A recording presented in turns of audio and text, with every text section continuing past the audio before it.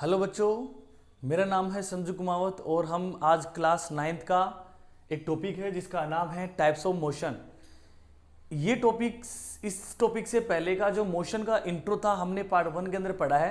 अगर आपने वो वाला पार्ट मिस किया है तो प्लीज़ हमारे यूट्यूब चैनल पे इसी प्लेलिस्ट में आप चेक कर देखिएगा। और आज हम पढ़ने वाले हैं मोशन के टाइप। सबसे पहले हमने जब ये पढ़ा था मोशन वाला चैप्टर तो हमने बताया था कि मोशन क्या होता है, मोशन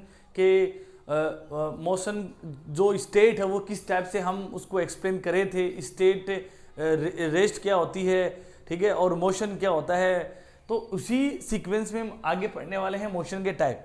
मोशन के बहुत सारे टाइप होते हैं। वैसे तो अगर हम बहुत हायर स्टडी में जाएं, हायर स्टडी का मतलब हम अगर 11th-12th में जाएं तो मोशन को थोड़ा आप ये चीज़ भी वहाँ पे इस चीज़ का भी एक्सपोजर मिलता है वहाँ पे कि ऑसिलेटरी क्या होता है, पीरियोडिक मोशन क्या होता है। लेकिन क्योंकि हम 9th स्टैंडर्ड में पढ़ रहे हैं और हमें थोड़ा केवीपीआई और एनटीएससी जैसे एग्जामों को के बारे में भी स्टडी करना है, तो हम इन चीज़ों को भी लेके चलेंगे ताकि हमें इन चीज़ों के बारे में भी आइडिया रहे।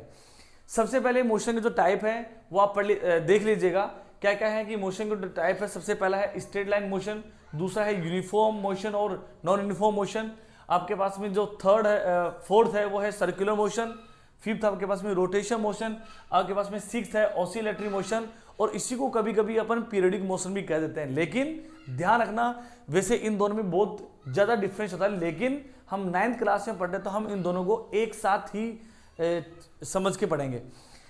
स्ट्रेट लाइन मोशन के अगर हम बारे में पढ़े तो स्ट्रेट लाइन मोशन होती क्या है? जब भी कोई पार्टिकल किसी स्ट्रेट लाइन के अलोंग मूव करता है तो इस टाइप की मोशन को बच्चों हम बोलते हैं straight line motion. For example अगर हम इसको समझे तो ऐसे समझिए कि मान लीजिए आपके पास में कोई स्ट्रेट रोड है, स्ट्रेट पाथ है।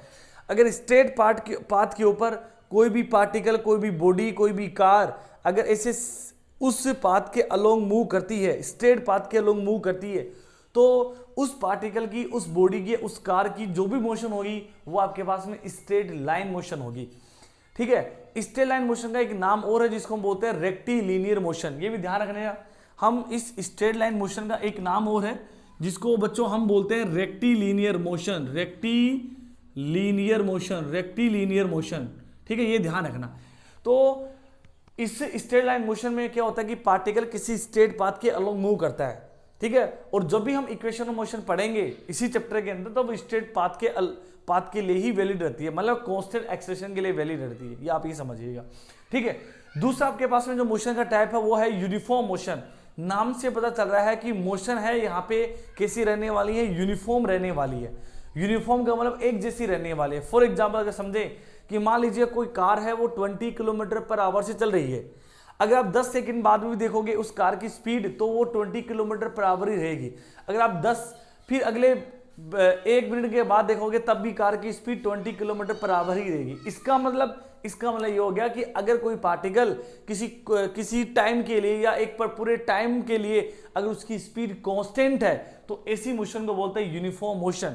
या आप इसको अलग वे में इस तरीके से भी समझ सकते हैं, कैसे कि अगर कोई भी बॉडी, यहाँ पे आप देख पा रहे हैं कि कोई भी एक पर्सन है वो इक्वल इंटरवल्स के अंदर इक्वल डिस्टेंसेज कवर कर रहा है। अगर कोई भी बॉडी या पार्टिकल इक्वल इंटरवल्स के अंदर इक्वल डिस्टेंसेज कवर करता है तो then such type of motion is called uniform motion. ठीक है, और जस्ट इसका अपोजिट है, अगर कोई पार्टिकल अनइक्वल इंटरवल्स या इक्वल इंटरवल्स के अंदर अनइक्वल डिस्टेंसेज या इक्वल डिस्टेंसेज कवर करता है तो इस टाइप की मोशन को बोलते हैं नॉन यूनिफॉर्म मोशन। यानी कि इस टाइप की मोशन जिसके अंदर मोशन है वो उसकी नॉन यूनिफॉर्म रहने वाली है। नॉन यूनिफॉर्म का मतलब अगर हम इसका एग्जांपल दें कि ट्रैफिक के अंदर जो कार कभी फास्ट चल रही है, कभी स्लो चल रही है, कभी फास्ट चल रही है। ठीक है, मतलब कभी अलग अलग स्पीड से, कि कभी कार 20 किलोमीटर पर आवर की स्पीड से चल रही है, फिर ब्रेकर आ गया तो वो 10 किलोमीटर पर आवर की स्पीड से हो गया। जैसे हमने बैरियर को क्रॉस करके आगे बढ़ा तो हमने कार की स्पीड को 50 किलोमीटर पर आवर कर लिया। मतलब एक पर्टिकुलर जर्नी के अंदर हमने बहुत सारी स्पीड के थ्रू हमने वो जर्नी कंप्लीट की है। तो अलग अलग स्पीड जब होती है तो इस टाइप की मोशन को हम बोलते हैं नॉन यूनिफॉर्म मोशन। ध्यान ये भी रखिएगा, नॉन यूनिफॉर्म मोशन को हम बोलते हैं वेरिएबल मोशन, वेरिएबल मोशन बोलते हैं। ठीक है, और आप ये भी ध्यान रखिएगा यूनिफॉर्म मोशन को हम बच्चों कांस्टेंट मोशन भी बोलते हैं, कांस्टेंट मोशन, कांस्टेंट मोशन बोलते हैं। इसके अंदर आपके पास में किसी भी पार्टिकल बॉडी की मोशन यूनिफॉर्म रहेगी, कांस्टेंट रहेगी।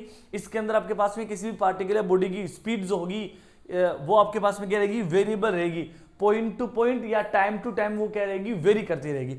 इस टाइप की मोशन को बोलते हैं नॉन यूनिफॉर्म मोशन। आपके पास में जो फोर्थ टाइप ऑफ मोशन का वो है सर्कुलर मोशन।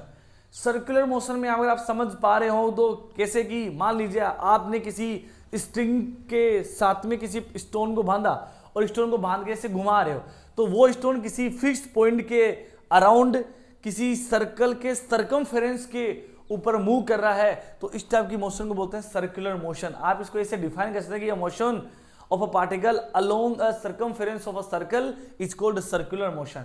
ठीक है, जैसे कि मौत को अकुआ में आपने देखे होंगे कि कोई भी जो बाइक राइडर होता है वो एक उस मौत के कुएं में, डेथ वेल के अंदर बाइक को घुमाता रहता है, तो वो सर्कुलर मोशन।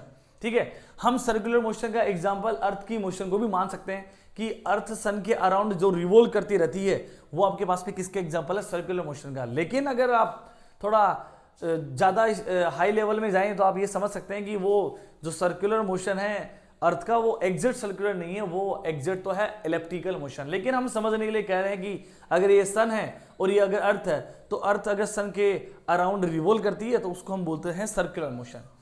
रोटेशन मोशन में क्या होगा, रोटेशन मोशन के अंदर कोई भी पार्टिकल, कोई भी बॉडी अपने किसी फिक्स पॉइंट के अराउंड क्या करेगी, रोटेट करेगी।